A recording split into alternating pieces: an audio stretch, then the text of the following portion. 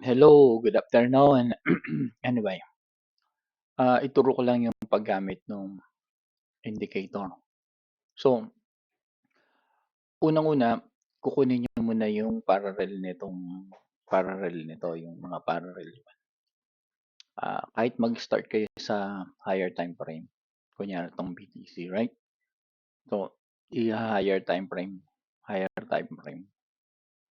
parallel, para magkaroon kayo ng idea kung paano to ginagamit. Ito yung downtrend. Ito yung mga uptrend.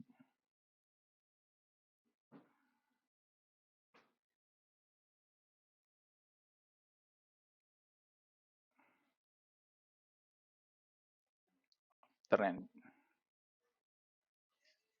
Kunyan, mga pullback, coiling, pullback. Ito mga correction, di ba? Correction.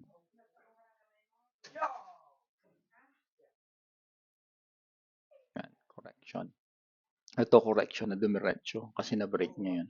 So, paano gagawin dyan? Simple lang. On mo lang tong and from here.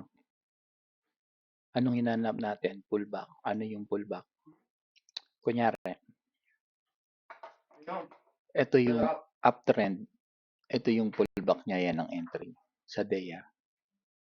Uptrend, blue. Blue yan eh. Palakihan natin para makita natin.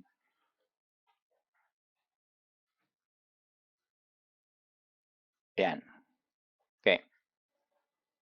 Oh, ba't nawala? Lumaki na nga eh. Tuli.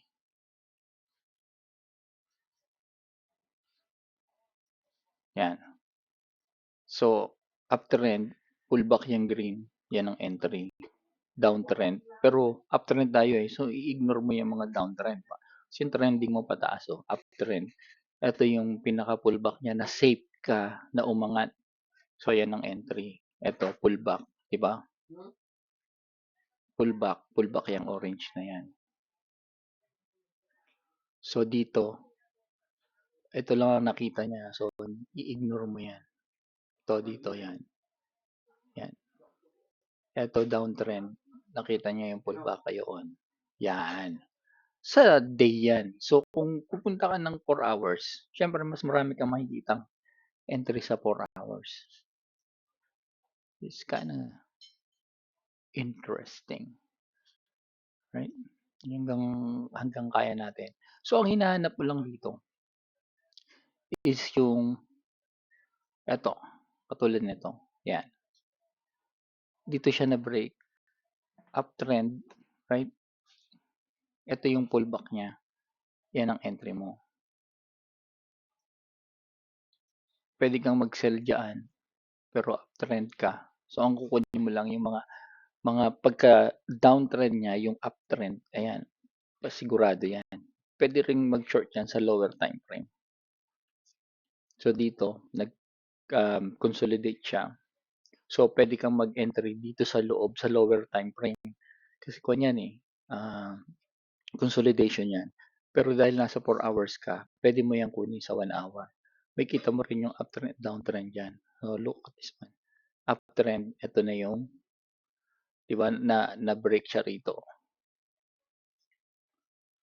Kaya yung hinahanap mo, na-break siya dyan, tapos umangat siya doon. Ayun yung pullback mo. Yan ang entry mo. See? Ito. Yan. Na-break siya dyan. Ito ang pinaka-entry mo. Pero 4 hours yan. So, pwede kang magpunta ng lower time frame para makita mo kung saan ang pinakamagandang entry dyan.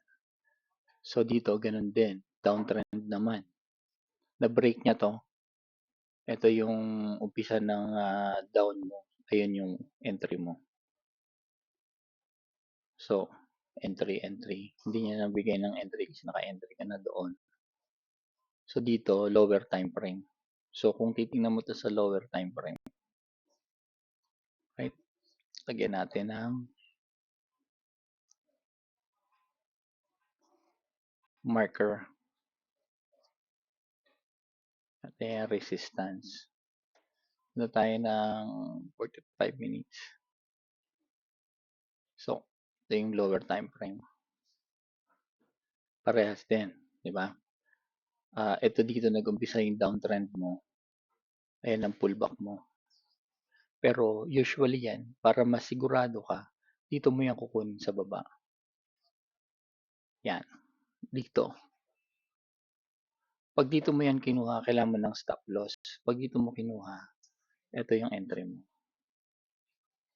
Or, pwede mo rin makuha yung entry na yun sa mas lower time frame pa. Lipat natin yung resistance natin dito. Yan. Mga pullback yung kinukuha niya.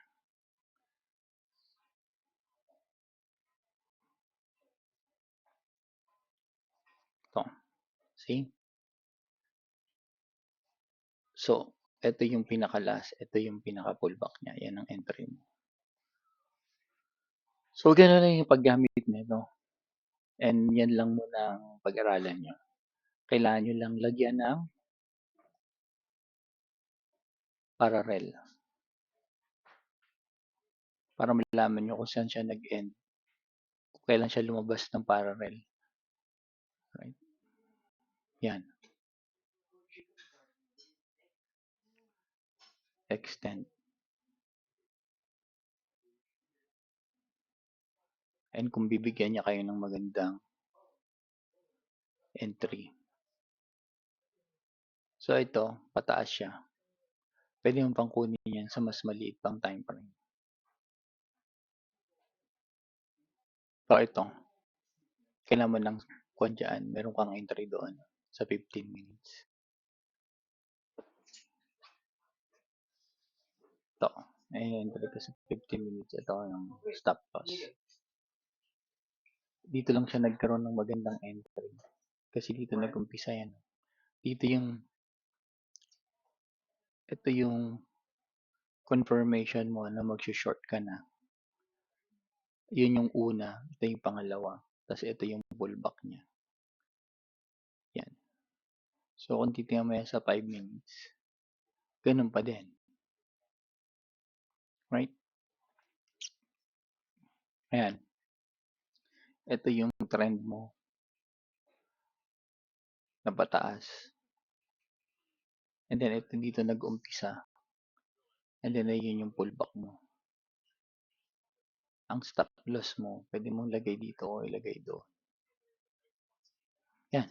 Ganun ang paggamit nito. Okay? I-practicein nyo na lang. Ikukuhan ko yan. I-paste ko yung script. Okay? Diyan lang muna. Thank you.